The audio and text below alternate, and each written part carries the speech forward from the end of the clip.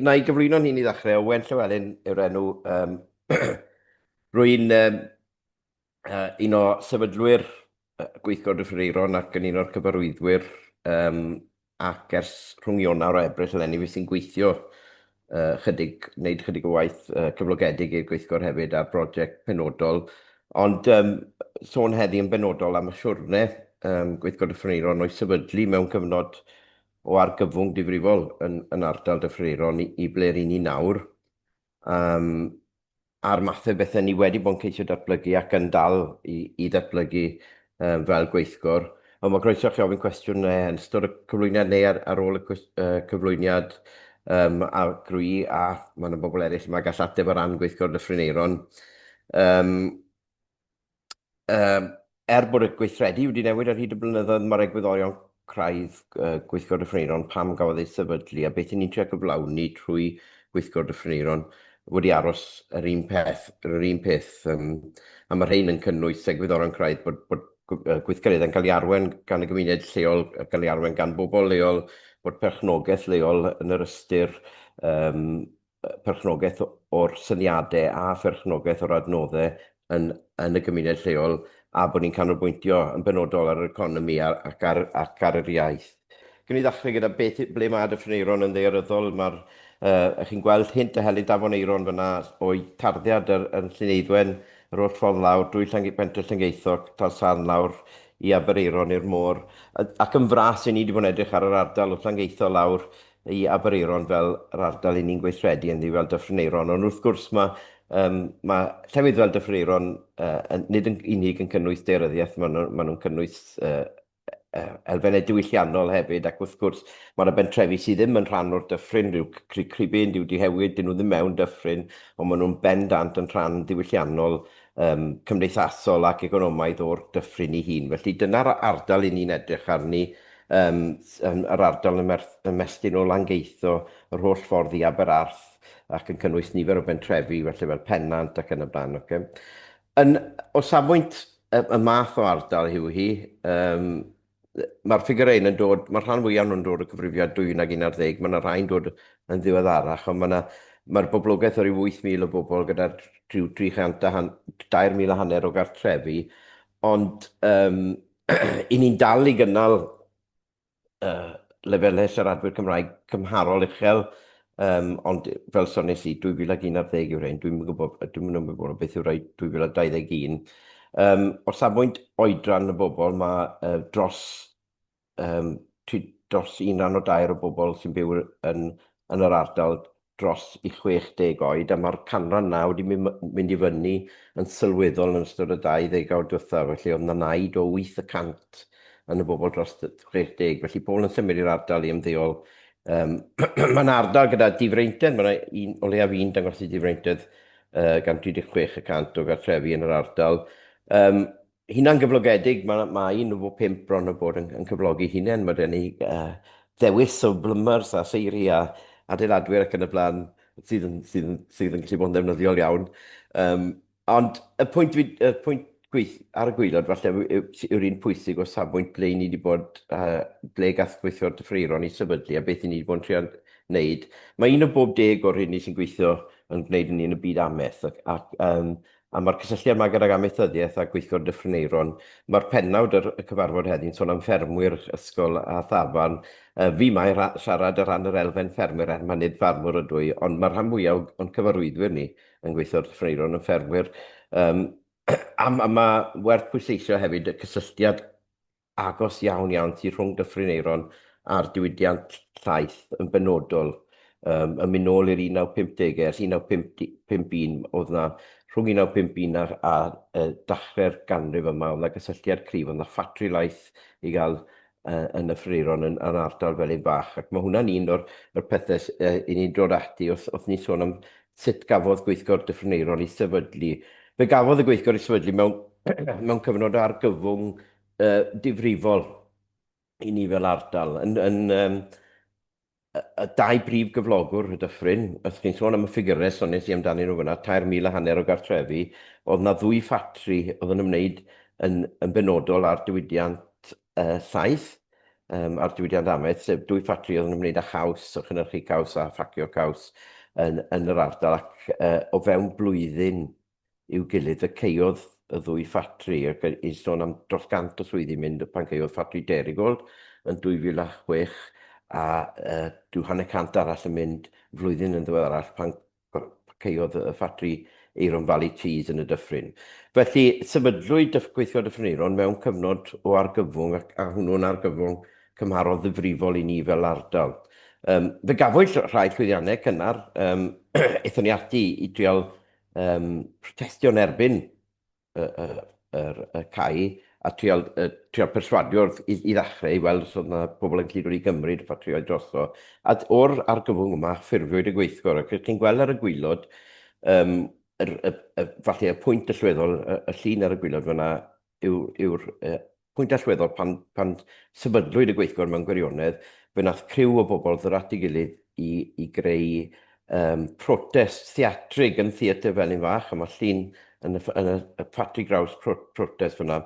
Oedd ffatri Derigold wedi cael grant o 600,000 o bunnau gan Llywodraeth Cymru, ac o'n nhw'n cau y ffatri ac yn symud y peiriannau allan, ac fe gafwyd protest ar ddydd Iau, unfed yr 20 o Fedi, ac ar y dillun canlynol oedd Carwyn Jones yn gweinidog cefn gwlad yn cyhoeddi bod nhw'n mynd i erlyn Derigold. Felly fe gafon ni lwyddiant yn yr ystyr bod ni wedi rhoi pwysau ar y Llywodraeth Cymru o ddim yn bwriadu i wneud dim am y grant yma.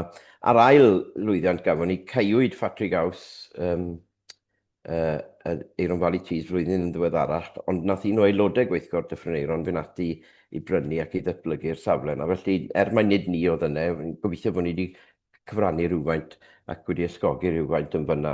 Felly, ers hynny, mae'r Gweithgor Dyffryn Aeron wedi esblygu. Fe gyfrestrwyd ni yn ystod y 2007 y gyfrestrwyd ni fel cwmni preifat, ac feithon ni ati benodi bwrdd o gyfarwyddwyr. Fi'n credu bod 10 o gyfarwyddwyr, mae 8 ohonyn nhw yn dod o gefndiroedd ffermio a'r gymuned ffermio. Ac fe edrychon ni ar sut gallen ni fod yn canolbwyntio ar ddatblygu cymunedol fel ysgogydd falle, ond hefyd yn edrych wrth gwrs sut ni'n gallu cefnogi prosiectau eraill oedd yn digwydd o dan arweiniad grwpiau eraill yn y gymuned. Felly, yn set o egwyddorion craidd ni, oedd yn cynnwys perchnogaeth leol, datblygu adnoddau ynni cynaladwy a pherchnogi rhain yn Nyffryn Aeron, ac ychwanegu gwerth economaidd ac ariannol at bethau. Un o'r bethau craidd hefyd oedd bod ni'n ymgynghori'n drwyadol, a bod ni ddim yn mynd ati i honni bod ni'n gwybod beth mae pobl Dyffryn Aeron eisiau gweld yn digwydd yn y Dyffryn, a beth yw i blaenoriaethau nhw. Ac wrth gwrs, yr iaith Gymraeg yn ganolog i'r holl weithredu yma. Felly fe, yn 2016, fe gafwyd cyfres o gyfarfodydd cyhoeddus oedd yn ymgynghori ar draws y Dyffryn ynglyn â sut gallwn ni fod yn edrych ar adnoddau naturiol y Dyffryn mwyn datblygu ynni adnewyddadwy'n benodol. Gaethon ni dros 200 o bobl yn rhan o'r ymgynghori yma ac yn cymryd rhan weithredol yn ymgynghori. Chi'n gweld lluniau fyna, un o'r cyfarfodydd yna, un digwyddodd yn Theatr Felin Fach, ond fe ddigwyddodd cyfarfodydd yn y 7 gymdogaeth, ac oedd yna berson o bob un o'r cymdogaethau yna'n arwen. Felly nid ni mynd mewn i Llangeitho, lle dwi ddim yn abo pobl sy'n mynd i Llangeitho, neu ddim i gyd yn nhw, dim fi mynd mewn i Llangeitho i ymgynghori, ond rhywun o Llangeitho'n arwen ar yr ymgynghori yna. Ac oedd yna gyfle i bobl gymryd rhan agored yn yr ymgynghori a dweud beth oedd eu blaenoriaethau nhw. Felly, oedd yna 3 cwestiwn, a cael yr un negyddol allan o'r ffordd yn gyntaf, pa ddilliau ynni cynaladwy fydde'n anerbyniol, beth yn dderbyniol, a beth fydden ni'n neud gyda'r defnydd o'r incwm yna. A felly, oedd yr ymgynghori yn y Gymraeg oedd yna offer cyfieithu, felly oedd pawb ar dewis iaith i gymryd rhan pa bynnag iaith o'n nhw'n dewis. Ond o'r ymgynghori yna, o'n i'n teimlo bod ni wedi siarad gyda llawer iawn o bobl yn Dyffryn, oedd yn rhoi mandad i ni i fynd ymlaen i weithredu ac i datblygu prosiectau. Felly, ath Gweithgor Dyffryn Aeron ati gomisiynu cwmni i greu adroddiad Rimac Cymru, ac ar sail yr adroddiad yna, fe wnaethon nhw grynhoi'r ymateb, fe wnaethon nhw ati i edrych ar prosiectau gwahanol posib bydden ni'n gallu datblygu yn Nyffryn Aeron. oedd na ddau syniad, prif syniadau oedd edrych ar ddatblygu, gwneud defnydd o ddŵr Afon Aeron, ac edrych ar cynlluniau solar. Dyna'r ddau oedd yn dod allan yn gryf yn yr adroddiad yna. Ond oedd na bethau eraill bod nhw ddim yn bethau oedd yn raddfa fawr, ond bod nhw'n ddigon fawr i wneud gwahaniaeth, ac oedd pethau fel dim turbinau gwynt, dim ffatrioedd, dim ffermydd gwynt, ond bod byddai datblygiadau gwynt llai yn derbyniol. Felly eithon ni ati edrych trwy rhai o'r argymellion yma, fe fuodd Rimac yn gweithio gyda ni ar edrych ar, enghraifft, edrych ar sut byddwn ni'n gallu defnyddio dŵr Afon Aeron ar gyfer cynhyrchu ydnian adnewyddol, ac oedd yn wahanol i beth sydd wedi digwydd yn Dyffryn Ogwen, o'n i'n methu, does dim cwymp yn yr Afon Aeron, mae'n eitha, does dim llawer o gwymp yn yr holl ffordd lawr o'r Langeitho, lawr i'r môr yn Aber Aeron. Felly o'n i'n methu edrych ar yr ochr yna, felly fe eithon ni ati edrych ar y gynllun arall, sef datblygu yn ei solar, ac fe eithon ni ati ymgynghori yn eitha eang gyda mentrau cymdeithasol eraill, fe fuon ni'n siarad ac yn ymweld gyda nifer o wahanol bobl,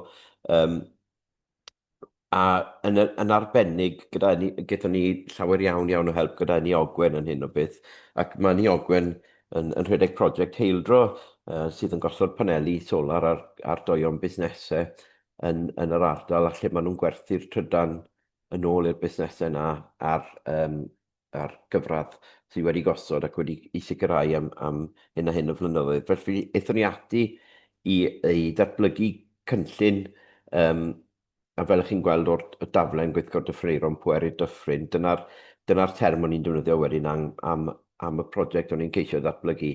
Yn anffodus i ni, fe nath amodau grant yn ei Cymru newid o llynedd i eleni, ac o'n i'n methu parhau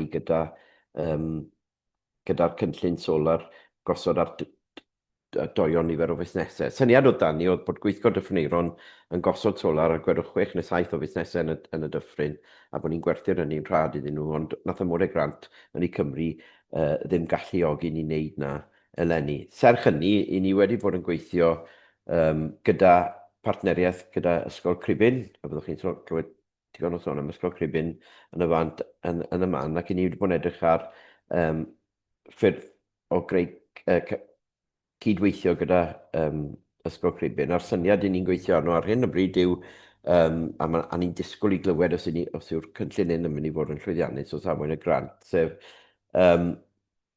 bod y Weithgor Dyffryn Aeron yn datblygu, mae Ysgol Cribyn yn mynd i gael ei adnewyddu eleni, byddwch chi'n clywed am hwnna. Mae yna baneli solar yn mynd i gael ei gosod ar y to, bydd Weithgor Dyffryn Aeron yn berchen ar y paneli solar sydd ar do'r adeilad cymunedol a'r tŷ fforddiadwy fydd yn datblygu yn Ysgol Cribyn. Byddwn ni'n gosod batris mewn, byddwn ni'n gosod y man gwefru ceir trydan mewn, ac fe fyddwn ni'n gwerthu'r trydan na nôl yn rhad i'r fenter yng Nghribyn. Felly dyna lle i ni arni ar hyn o bryd. Mae wedi bod yn siwrne lle, fel o'n i'n sôn ar y dechrau, mae lot o bethau wedi newid. I ni, grŵp o bobl gwirfoddol i ni fel cyfarwyddwyr Weithgor Dyffryn Aeron, ond i ni yn rhannu'r un set o gwyddorion craidd, ac mae yna pan mae cyfarfodydd cyhoeddus yn digwydd gyda Weithgor Dyffryn Aeron, i chi'n gweld bod y gymuned ffermio'n dod at ei gilydd i drafod, a nid dim ond trafod y materion i ni'n trafod, ond maen nhw hefyd yn trafod materion eraill yn ystod y cyfarfodydd yna. Felly mae'n gyfle nid yn unig i ni i drio arwen a ddatblygu cymunedol, ond mae hefyd yn gyfle i ddod â'r gymuned ffermio lleol at ei gilydd hefyd i drafod beth maen nhw'n, y gofidiau maen nhw'n rhannu a'r gobeithio sydd gyda nhw. Felly